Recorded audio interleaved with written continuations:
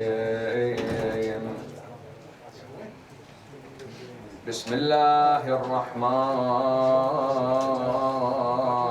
الرحيم.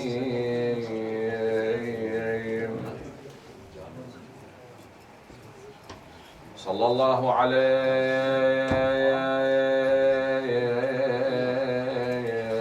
يا سيدي يا رسول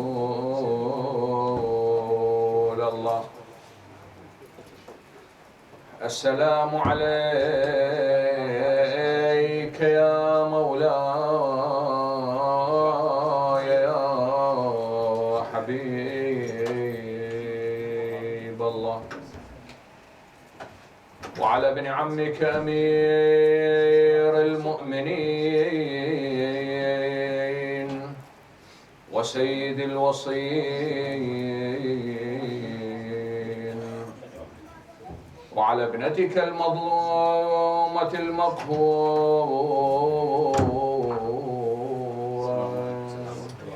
السلام على الحسين،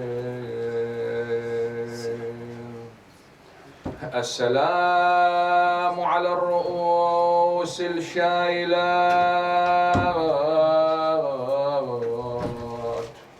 السلام على الجسوم المسلبات، السلام على النساء المسبيات. ساعد الله قلبك يا مولاي يا صاحب العصر، أنت المعزى، أنت المعزى سيدي. أبا العصر يا أبا العصر أدركنا يا أبا العصر أدركنا، فليس لنا ورد هني ولا عيش رغد، طالت ليالي الانتظار، طالت ليالي الانتظار، فهل يا ابن الزكي لليل الانتظار غدو، فاكحل بطلعتك الغراء لنا مقلين، يكاد على إنسائها الرمد. ها نحن أصبحنا مرما لنبل النائبات، وهل يجزي الصبار من درعه الزرد، هب إن جندك معدود، هب إن جندك معدود، فجدك ب70 لاقى جيش ما له عدد، غدا تواجه في أصحابه نفرين، جدوا لإصفاء نور الله واجتهدوا،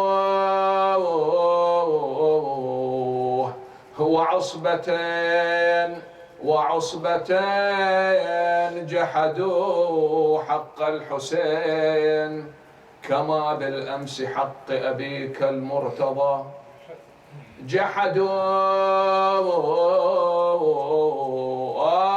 وسموا نفوسهم بالمسلمين وهم لم يعبدوا الله بل أهواءهم عبدوا، علامة علامة علامة، راعي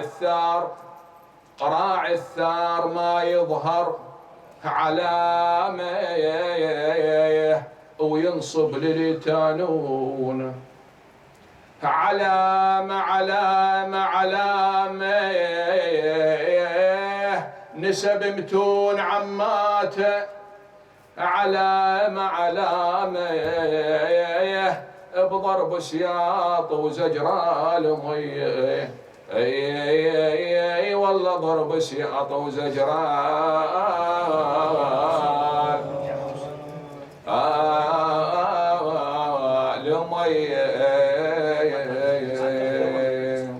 لا حول ولا قوة إلا بالله العلي العظيم. وسيعلم الذين ظلموا أي منقلب ينقلبون والعاقبة للمتقين. عطروا مجلسكم بذكر محمد وآل محمد. اللهم صل على محمد وآل محمد. لتجديد مجلسنا ونقاوته من الشوائب والعوارض الثانية بأرفع الأصوات.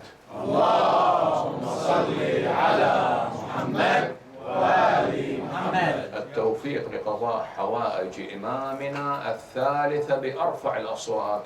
اللهم صل على محمد وآل محمد. الحسين سلام الله عليه في ليلة العاشر مثل هكذا وقت، بالضبط مثل هكذا وقت، لأنه حسب رأي بعض العلماء بأنه الليلة ليلة العاشر، وأكو رأي يقول لا سبقتها ليلة. فالإمام بأبي وأمي كان في مثل هذا الوقت الذي نحن فيه الآن كانت له فعاليات. في ليلة العاشر كانت له فعاليات كثيرة تمهيدا لصباح ذلك اليوم. واحدة من أهم هذه الفعاليات هو أنه عقد اجتماع مغلق مع القيادة العسكرية للجيش الأموي بقيادة ابن سعد. طبعا إخواني ابن سعد كون نحلل شخصيته.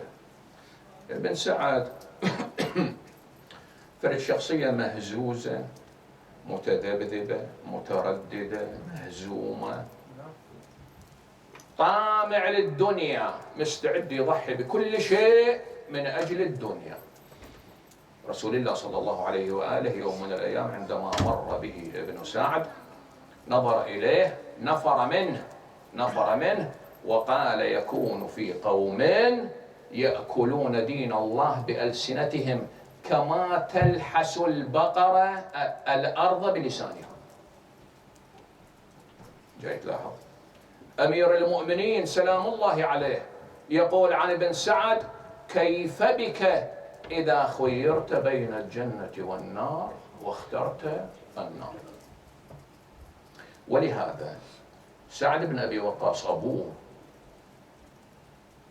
منع حتى من الورث، كتب بالوصية مالته إنه ممنوع عمر ياخذ الورث من عندي، لما رآه من استنفار كبير من رسول الله صلى الله عليه وآله بحق هذه الشخصية.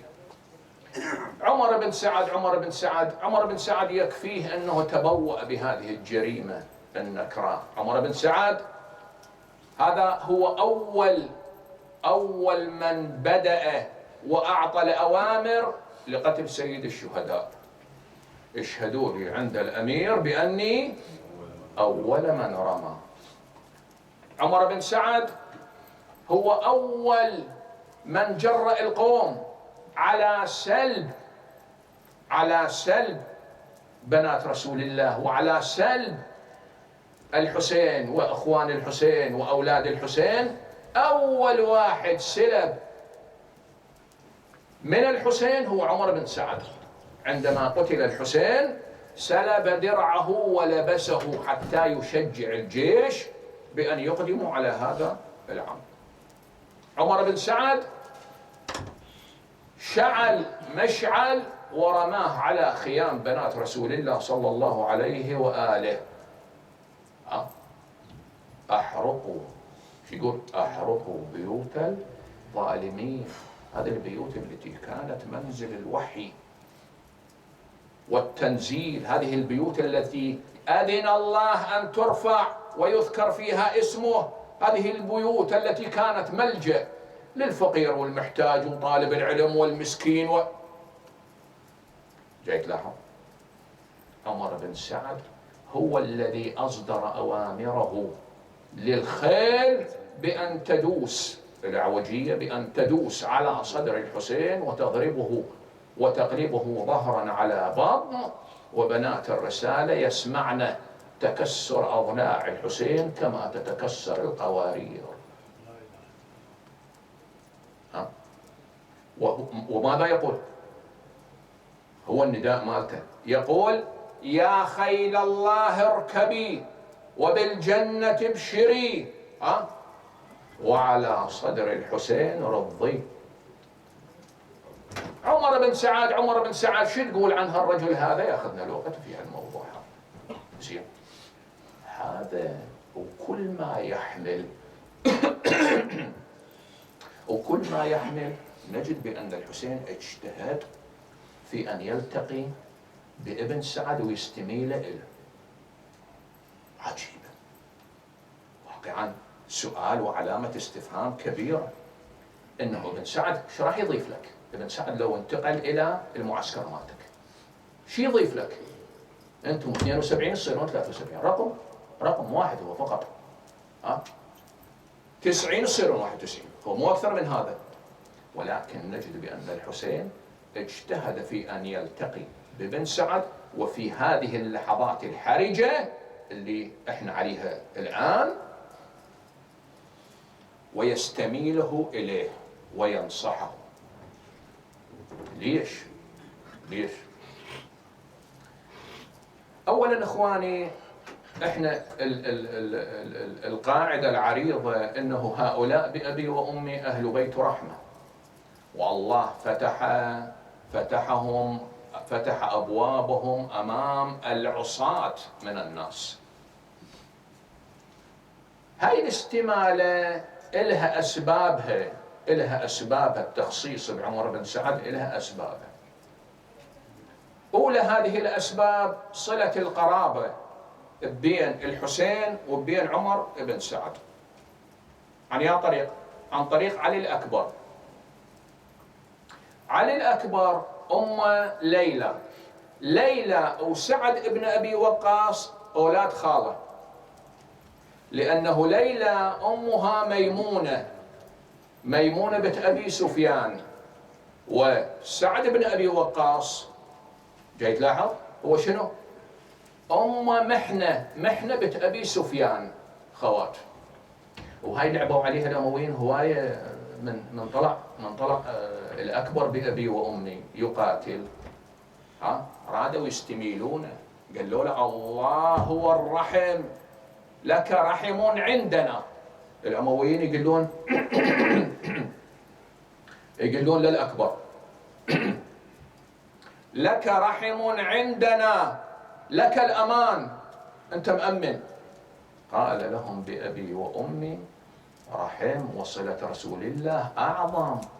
ولهذا الشوف علي الأكبر من طلع يرتزج قال: أنا علي بن الحسين ابن علي، ردا على الذين يريدون أن ينسبوه إلى أخواله وإلى عشيرة أمه. نحن وبيت الله أولى بالنبي، إلى آخر أبياته الشريفة. جاي تلاحظ؟ فأكو صلة رحم بالموضوع. اثنين عمر بن سعد الأمويين المفروض عمر بن سعد المفروض هو يقاتل مع الحسين، لأن عنده ثار ويا الأمويين. معاوية قاتل أبوه، معاوية سم سعد بن أبي وقاص، فالمفروض أنه شنو؟ أنه يكون مع الحسين سلام الله عليه. ولكن بعد هو هذا طمع الدنيا، خرج له الحسين. التقى اللقاء اللي صار بين الحسين وبين عمر بن سعد خرج في ذلك اللقاء مع 20 من زبانيته، والحسين خرج مع مجموعة من أصحابه وبنو هاشم. من قرب الحسين من عمر بن سعد التفت لأصحابه والهاشمين، قال: خلوا بيني وبين ابن سعد. فما تقدم معه إلا هو بأبي وأمي وولده الأكبر وأخاه أبا الفضل. وعمر بن سعد أيضا قال: خلوا بيني وبين الحسين. فلم يتقدم معه إلى الاجتماع إلا ولده حفص وعبده دريد، فصار اجتماع مغلق محصور بين هاي الشخصيات، عمر بن سعد والحسين بأبي وأمي والعباس والأكبر وحفص ودريد. فنصحه الحسين: ما لك يا ابن سعد، ما لك يا ابن سعد، أتقاتلني وأنت تعرف ابن من أنا؟ أتزعم بأن الدعي يوليك الري وجرجان؟ والله لا تهنأ بهم، وكأني بك مذبوح، مضمون كلام المعصوم، على فراشك وأرى رأسك على قصبة يتخذها الصبية غرضا بينهم في الكوفة. زين، قال له: لماذا تقاتلون؟ جاوب ابن سعد، شوف الصراحة اللي كانت بيناتهم، قال له: إن لي بيتا في الكوفة سيهدم علي وعلى عائلتي، لأنه ابن زياد صدر أوامر كل من يتخلف. تتذكرون هاي الأوامر وين احنا عشناهم وشكل؟ يتذكرون الأخوة؟ فصدر أوامر أنه كل من يتخلف عن قتال الحسين تهدم عليه داره، فأنا أخاف تهدم علي داري. فأجابه الحسين بالمباشر: أنا أبنيها لك. قال له: تصادر ضيعتي. أنتم تذكرونها مو نفس القوانين، منقولة وغير منقولة. تصادر ضيعتي. قال له: أنا أعوضك من مالي الذي في الحجاز. قال له: يقتل أولادي. فشاف هذا مو مال نصيحة، يعني منين ما يجيبه يطلع له من غير مكان، فتركه وقال له: والله لا تهنأ من بر العراق إلا قليلا. وهو يجاوب بالإنزال: قال له: في الشعير كفاية، أنا أكل شعير كافي علي. فهاي شخصية ابن سعد بهذا المستوى في الواقع، المستوى المتدني، أراد بكل وسيلة ينصحه الحسين، ولكن دون جدوى، لأنه الدنيا أمامه، ملك الري وجرجان أمامه. جيد. في الحقيقة إنصافا للتاريخ أخواني، إنصافا للتاريخ يجب أن نذكر هاي الحقيقة. ابن سعد كان كاره لقتال الحسين، بل إني أرى أنه في بعض الحركات اجتهد في أن يبتعد عن هذه الجريمة، ولكن بالمقابل شنو؟ كون يحافظ على ملك الري وجرجان، يعني يريد ملك الري وجرجان بدون قتل الحسين. وحاول الرجل للأمانة، حاول. شلون؟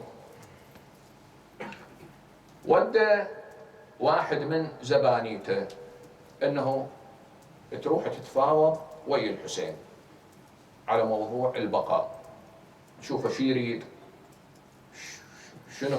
شنو خططه المستقبلية. فهذا اللي ودى قال له: انا ما اقدر اروح. ليش؟ لان انا كاتب للحسين انه اقدم، فما اقدر، انا بيعين بعد اباوع للحسين. الثاني ايضا ارسله قال له: ايه، انا اتصدى الى هذه المهمة، ولو شئت لاتيتك برأس الحسين، انا الها. قال له: روح. قال له: لا، ما اريد رأس الحسين، اريدك تتفاوض وياه. فعندما ذهب هذا الشخص ارتاب منه ابو ثمامة الصائغ رحمة الله عليك يا ابا ثمامة، فاحتجزه. قال له: الى اين؟ قال له: اريد ان التقي بالحسين. قال: ليش عندك؟ قال له: هذا موضوع خاص بيني وبين الحسين. قال له: زين، ضع علامة حربك، سيفك خليه على صفحة. قال له: لا، هاي الشغلة ما تصير. صار ملاسنة بيناتهم، اضطر انه شنو؟ يرجع. ودى واحد ثالث اللي هو قرة بن منقذ. قرة بن منقذ شخصية كبيرة وبارز الرجل، أرسله من أجل شنو؟ من أجل أن يتفاوض مع الحسين سلام الله عليه. قرة لما اجى للحسين هو بالطريق يباوع للحسين، قال لهم من هذا؟ قالوا له إنه قرة، حبيبي عرفه بأبي وأمي. قال له عهدي به حسن وإني أستغرب لموقفه هذا، أنا أستغرب إنه شلون ويا الشامين هذا في الشخصية مرموقة، هذا في الشخصية تقية. فإجا للحسين سلام الله عليه، قال له ما الذي دعاك إلى هذا المكان؟ شو تريد أنت جاي لهنا؟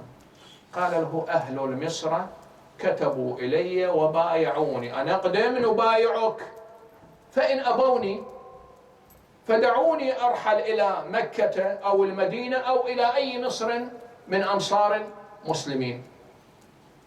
فقبل ما ينتهي الاجتماع بيناتهم انبرى إليه حبيب، قال له يا قرة عهدي بك حسن، وأنا متعجب من موقفك هذا، ألا تبقى معنا وتناصر من أنت تعرفه؟ قال له رأيك صواب، ولكن أرجع بالجواب، خليني أرجع بالجواب وبعدين شنو؟ وأرى رأيي. فمن اجى بالجواب إلى عمر بن سعد، عمر بن سعد ارتاح إلى الجواب وتفاجأ، بحيث أنه من أريحيته إلى الجواب راد يتأكد، هو راد يتأكد، فطلب اجتماعات صارت كثيرة بين عمر بن سعد وبين الحسين، ترى خلي بالك. فحتى يتيقن من الجواب، من جواب الحسين، طلب اجتماع عاجل مع الحسين. اجتمع مع الحسين، قال لهم الذي أتى بك، أما يكفي ما فعلوه بأبيك؟ أما يكفي ما فعلوه بأخيك؟ شوفوا جاوب الحسين. يعني أنا ما أدري هذا الجواب كون قاعدا خليه إنه قال من خدعنا في الله انخدعنا له. خاف نيتك تقشمر لك واحد خطية ما يدري، يا غافلين لكم الله، وهذا ذاب المسكين على الباري وأمن بيك، يقول من خدعنا في الله انخدعنا له، الله راح يتكفل بالموضوع. قال له الآن وكما ترى أنت جاي تشوف الآن الوضع، عملك شنو؟ قال له أرحل إلى مكة أو المدينة أو إلى أي مصر من أمصار المسلمين. هذا هم رجع بالجواب طائر من الفرح. عمر بن سعد رأسا كتب إلى عبيد الله بن زياد: بسم الله الرحمن الرحيم، قد أطفأ الله النائرة وأصلح ما بين المسلمين. هذا الحسين بن علي لا يريد القتال ويريد أن يرحل إلى مصر من أمصار المسلمين، ويقول أنا مستعد أن أضع يدي بيد الأمير حتى نرى أمرنا. والحسين ما قايل هذا، بس هاي ملحة من عنده، زيادة من عنده، حتى يشجع عبيد الله بن زياد على شنو؟ يوقف الحرب. ولا هو الحسين لو يريد الموضوع، هاي السفرة كلها ما لها داعي. هو أبو المدينة والي المدينة عرض عليه من البداية، عرض عليه هذا الموضوع. جاي تلاحظ وصل الكتاب إلى عبيد الله بن زياد، واستطاع عمر بن سعد من خلال تنميق الكتاب وإضافة الحواشي والكذب في هذا الكتاب أن يقنع عبيد الله بن زياد. ارتاح عبيد الله بن زياد إلى الموضوع، خلاص هذا راح يجيني بعد. شنو اللي خرب الموضوع؟ اللي خرب القضية كلها وأشعل كربلاء الشمر. الشمر حين وصل الكتاب كان جالسا عند عبيد الله بن زياد. أخواني، الشمر ما كان مخطط إلى أن يشترك بالمعركة، أصلا ما كان بالمعركة. الشمر ما كان بالمعركة، ولا كان واحد من القوات، ولا إلى هذا التأثير. الشمر كان واحد من جلساء عبيد الله بن زياد. بذيك اللحظة كان الشمر موجود في تلك الجلسة. فمن شاف عمر بن سعد عبيد الله بن زياد ارتاح للموضوع، انبرى إليه، وهو الطامع بقيادة الجيش الأموي. قال له: أصلح الله الأمير، الآن وقد نزل في أرضك أنت تهد هسه؟ والله لو انتقل إلى مصر آخر لأصبح هو الأعلى وأنت الأسفل. فكانت هذه الكلمات كالجرس في أذن عبيد الله بن زياد، وكأنه التفت وانتبه إلى أمر أنه شلون هد هذا بس هده الناس راح تجتمع عليه. واعتبر كلمات الشمر، اعتبرها كلمات ناصح أمين. قال له: جيب لي ورقة، جيب لي قرطاس، اكتب: من عبيد الله بن زياد إلى ابن سعد: نحن لم نرسلك لتطاول الحسين وتحادثه. لأنه الشمر من شاف أنه كلامه أثر بعبيد الله بن زياد ضاف عليه، قال: والله إني أخبرت بأن ابن سعد والحسين يجلسان بين الجيش طوال الليل يتجاذبان الحديث. قال له: جيب قرطاس، اكتب: من عبيد الله بن زياد إلى ابن سعد: نحن لم نرسلك لتطاول الحديث مع الحسين، أما أن يستسلم أو تنازله، وإلا فإن فعلت هذا فلك ما وعدناك، وإلا فخلي هنا المهمة اللي يدق عليها الشمر: فخلي بين الجيش وبين ابن ذي الجوشن.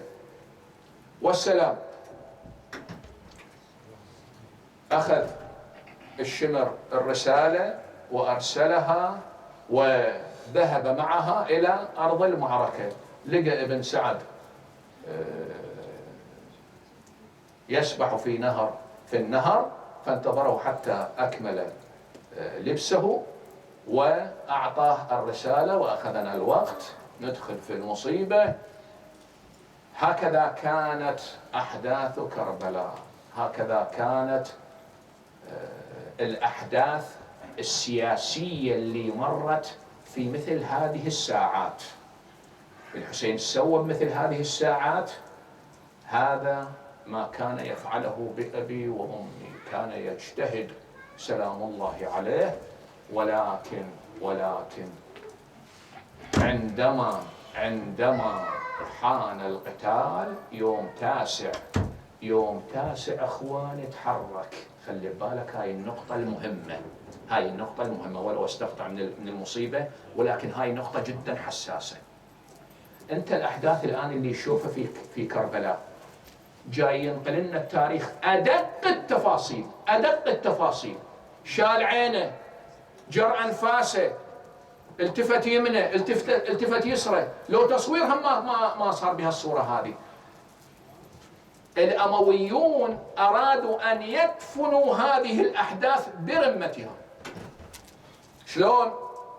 اتحرك الجيش الأموي من بعد ما تكلمنا، اتحرك الجيش الأموي من أجل أن يهجم على الحسين اليمتى آخر العصر، آخر عصر التاسع. يعني في مثل هذا الوقت اتحرك الجيش الأموي. الحسين بأبي وأمي كان مستندا على سيفه، فارتعدت الحوراء سلام الله عليها، أتت إلى